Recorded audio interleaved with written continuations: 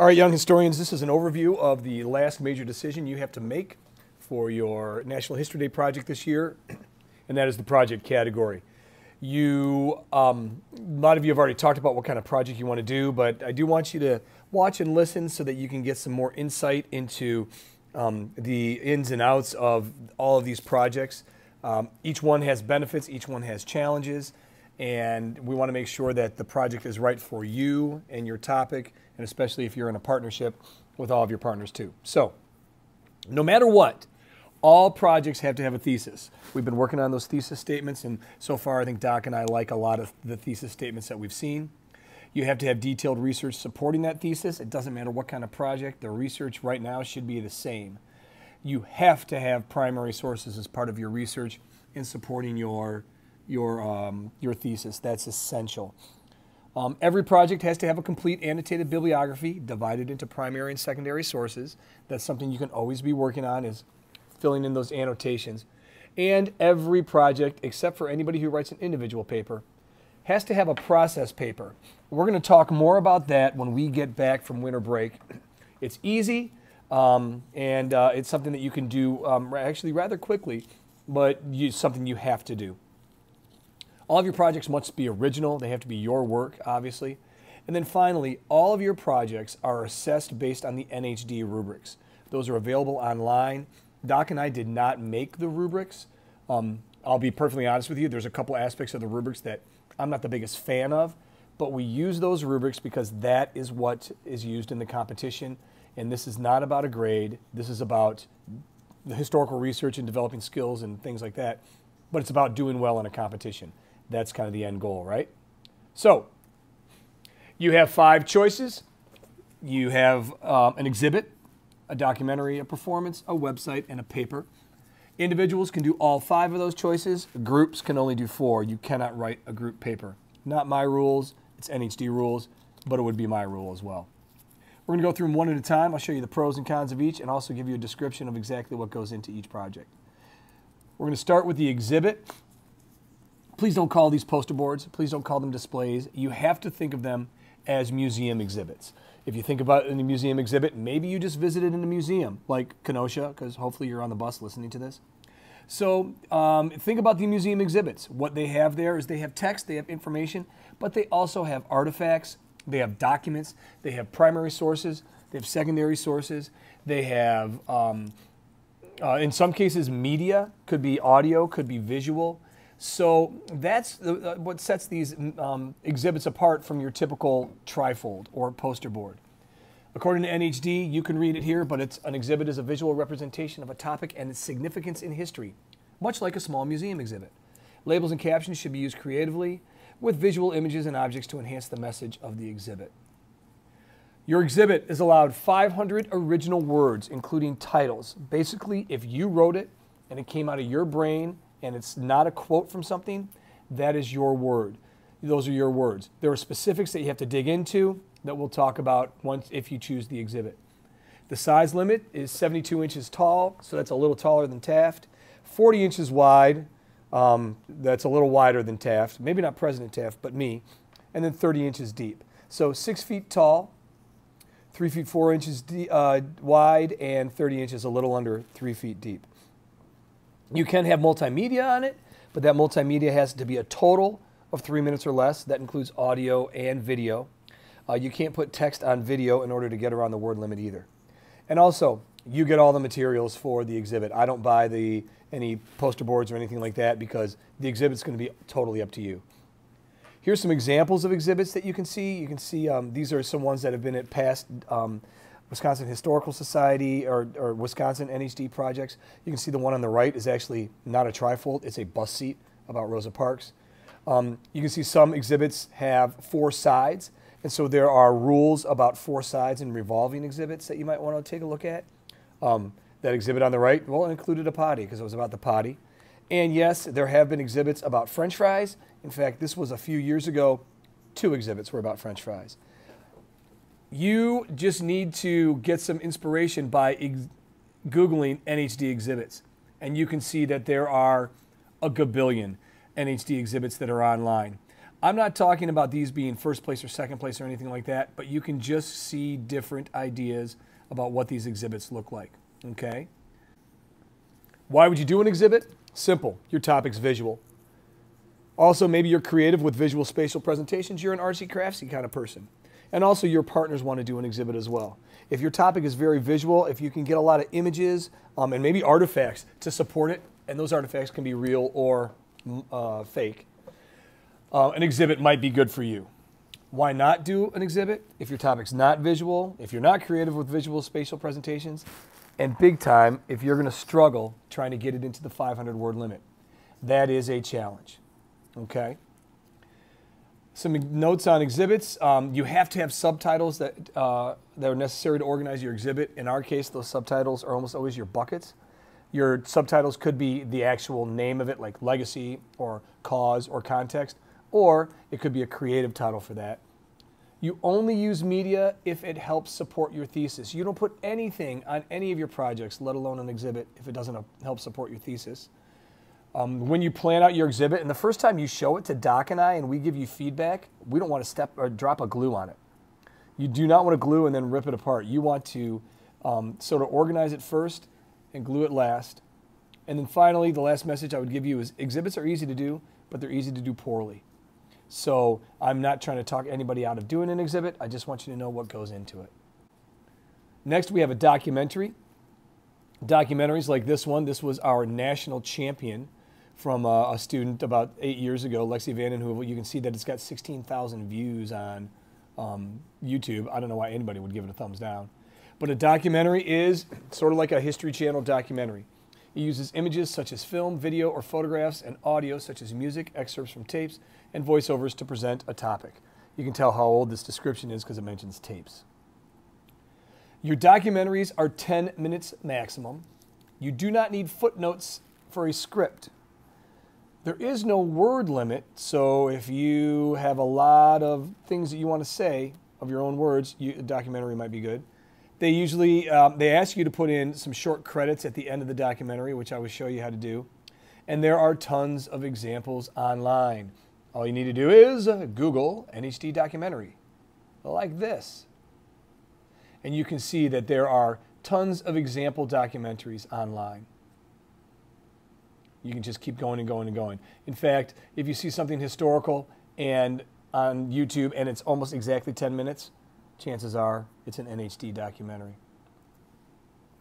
Why would you do a documentary? Because you've got a lot of images, because you've got a lot of multimedia. You want, you know, if you are doing a visual topic, say Dickie Chappelle, the photographer from the Vietnam War era, you've got a lot of images. Probably a documentary would be good, or an exhibit.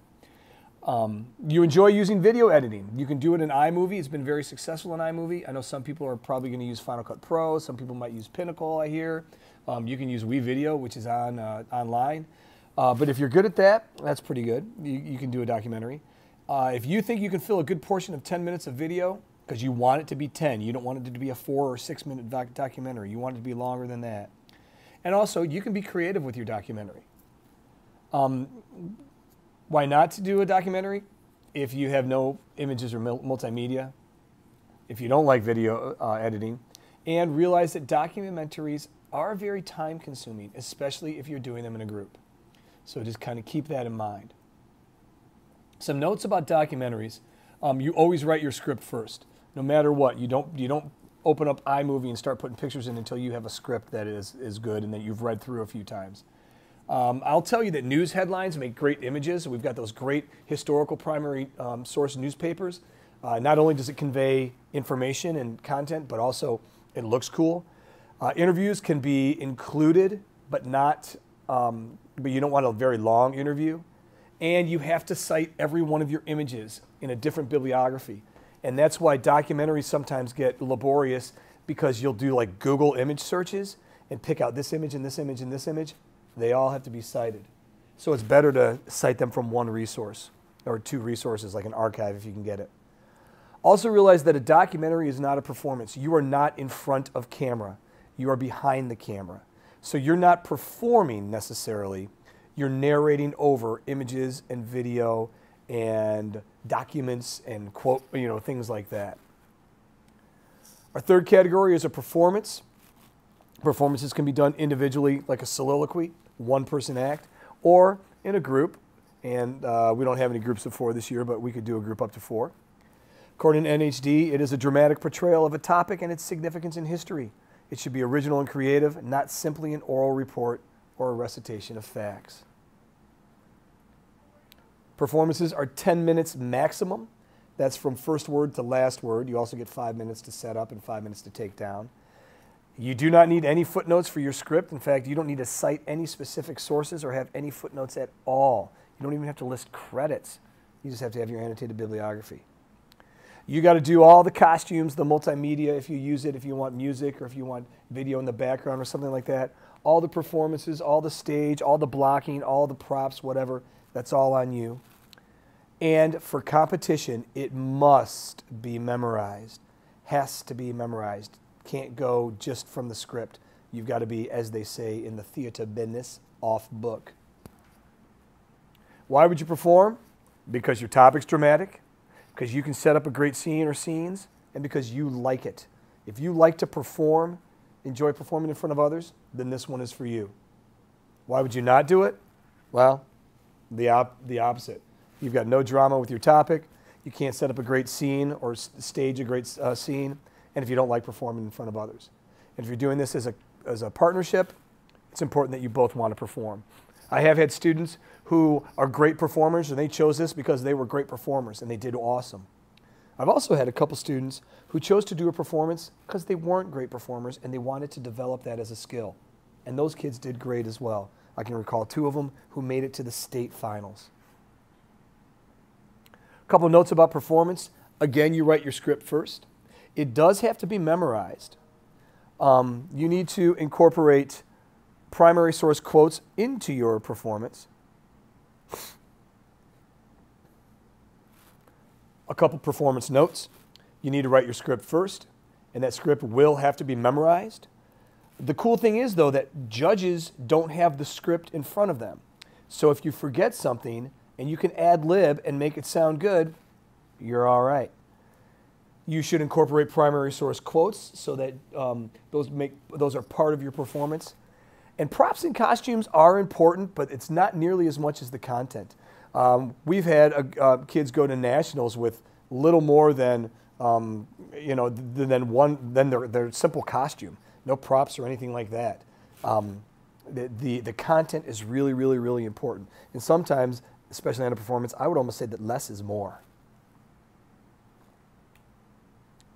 Fourth category is a website.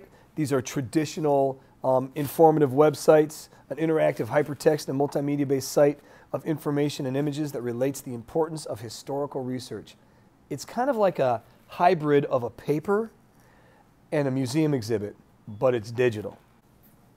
Now your website, it has to stand alone. You can't have any external links to YouTube videos or to outside documents or to any image galleries or anything like that. They all have to be housed on your website itself. You get 100 megabytes total of memory. Your multimedia can and should be used, but I believe it's a maximum of 3 minutes unless they've changed it, a total of 3 minutes. So you could have 3 1-minute videos or 1 3-minute video or blah, blah, blah. You get 1,200 student-created words. You have to cite all your sources on it just like as if it was a paper or an exhibit. And that website should be interactive. It should involve the viewer. It's not just reading. There's got to be more to it than that. You might want to do a website because you've got a lot of non-textual materials like images and multimedia that you can't limit yourself to those 500 words for the exhibit and that you like technology. And why not do a website? You don't have a lot of non-textual materials and you think that technology hates you, which technology does not hate us yet. It doesn't have emotions, but that's coming. Websites are becoming more and more competitive. You have to use NHD Weebly. You have to use Weebly. That is an NHD rule, so therefore it's a Dock and Taft rule. Weebly's pretty easy, though. You just can't use Wix or anything else. It's got to be Weebly. Everything must be hosted on your site, as I already mentioned. You don't want to put like any quizzes or opinion polls or anything like that because those don't support your thesis. And you got to really think, how can I make this interactive? How can I make it so that it's not just somebody scrolling and reading over and over and over? Final topic, only for individuals, is your traditional research paper.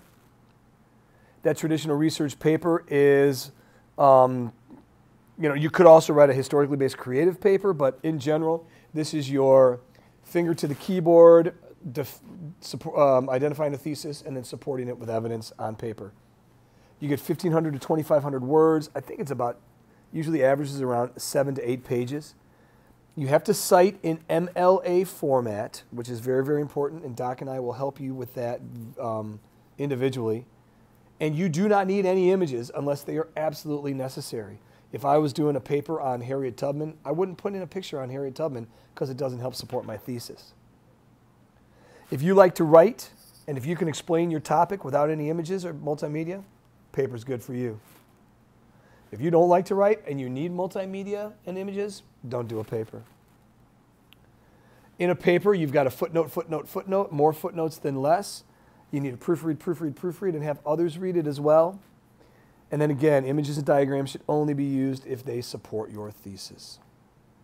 Now, on Google Classroom, in your NHD, I've got a lot of stuff about project categories here. Example project categories from National History Day. And here are some specific examples from NHD. Project categories overview from National History Day in Wisconsin. Fantastic guide once you pick your project. Here's an overall contest rule book. You got to follow the rules. So you got to make sure you look at your section of this book once you pick your project category. And here's project categories from NHD itself. I think I already mentioned that. But here's the categories for documentary, exhibit, paper, performance, and website, along with videos about NHD pros talking about each of these categories. What you're going to do is you are going to type in your project category when you figure it out into this document. Also will be available on Google Classroom. I already know, for example, that Ronan and Max are going to do a documentary. We've talked about it. They understand it. They've started their script. So they're going to put that for the group documentary. If you want to do an individual documentary, put yours here, exhibit, individual exhibit, group, and scroll all the way down. If there's not enough spaces, you can just add a row. All right? Obviously, be a good digital citizen, and please don't mess with anybody else's thing that they put on there. This is going to be important for some people to make decisions, and I'll explain that in just a second. You are going to complete a project plan by the end of the first week coming back from winter break. You want to plan your work and then work your plan. You don't want to just start throwing things down onto a website or onto a poster board or onto a Word document or whatever. That project plan is going to be assessed by Doc and I. It's part of your certifications. It's part of your feedback. It's also part of how you will end up getting an overall grade on this. All right, so those project plans are going to be available on Google Classroom. You'll see them, and then you're going to submit them to us. We only need one project plan per project. One thing that might factor into your decision on your project category is your goal. If you want to survive and just present a project on January 31st, choose whatever you want. If you want to compete and even win, like these historians from last year that all won at the state level and went to the national competition with 5 projects go last year, which is amazing. If you want to do that, you might want to consider the competition that you would have here at university school, because we can't send every project to the regional competition. Also, I can tell you that there are some project areas that are much more competitive than others. Exhibits, documentaries, and websites have become the 3 most competitive project areas. So if you're in it to win it and you're kind of going between, oh, I was thinking about doing a documentary or I was thinking about doing a performance, maybe you lean towards a performance. We can send this many projects to UWM. We can send 5 individual and 5 group projects from each category, except for a course paper. So it is possible we could send 45 projects to UWM. It's not a guarantee. If there are 20 individual documentaries and all of them are not good, we're not going to waste your time or judges' time by sending, subpar projects to a competition. But my point is that if there are 10 USM students that have a documentary and only 4 that have a exhibit planned, maybe you go with an exhibit because your chances are better of competing at UWM. That's why this form that you all are filling out is going to be pretty important. All right? So this will be on Google Classroom. Fill this out as soon as you think you know what you're going to do. And by the way, if you fill this out, you could even make a change a little later. It's not set in stone. So my young historians, this brings us to crunch time. When you get back from winter break on January 2nd, that Wednesday, you will have 2 full weeks, 1 full cycle of NHD crunch time. All of your 70s and all of your 50s for that 8 days will be devoted to NHD. If you do the math, it's 660 minutes. That means 11 full hours in school, just in school, those 2 weeks. You're still going to have to work outside of school. You're not going to have any homework in English and history over that time either. It's just going to be NHD. So it's a time to really, really get you to focus on some of the little things too, but also putting your project together. The following 2 weeks, you're going to put your projects together so that we can get your project drafts. These are your first drafts, your first go-arounds. Now, we're going back to history and English at that time too, but we're going to collect projects starting on January 24th and up until Tuesday, January 29th. This is so that we can give you feedback so you can improve your projects for the big night, which is February 7th. We moved it back a week to February 7th. That is our NHD showcase. That is when a lot of people are going to see that beautiful project of yours. All right? That's also when Doc and I are going to be making our decisions based on the projects presented that night about who's going to compete at UWM, because we have to have those projects registered for NHD registration by the 20th of February. The UWM competition is Saturday, March 9th. It's fun time. Usually over half the class is going to be down at UWM. Parents will come there. It's pretty cool. It's great to be at the award ceremony where we hear a lot of our names read. It's pretty neat. From there, of course, we've got spring break, 2 weeks off. Yay! And then we come back in April, and any project that made it to the state competition, and I'm sure there will be some, will participate in Madison on April 13th. That's Saturday. It's always a fun time, beautiful Saturday, great time to go to Madison, good time to hang out with your family and friends. 2 weeks after that, we go to Washington, D.C. Woohoo! And then it's May. We've got one great week, March to the Memorials, near the end of May around Memorial Day. And then it's goodbye on June 5th. Oh, it'll be so sad to see you all walk across that stage. Hopefully walk across that stage. I don't know, maybe you'll do a cartwheel, who knows. But for some of you, NHD won't be done because maybe you'll make it to the national competition, which takes place the following week. Last year, we sent 5 projects. We had 11 kids go to Maryland. That was 1/10 of the class. How cool is that? Actually, 1/9 of the class.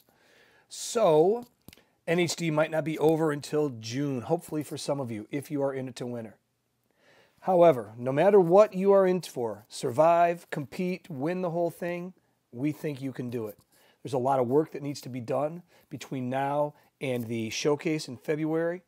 We're going to give you a lot of time. We've given you a lot of time. But gang, it's up to you to use that time wisely. You got to use time outside of school as well.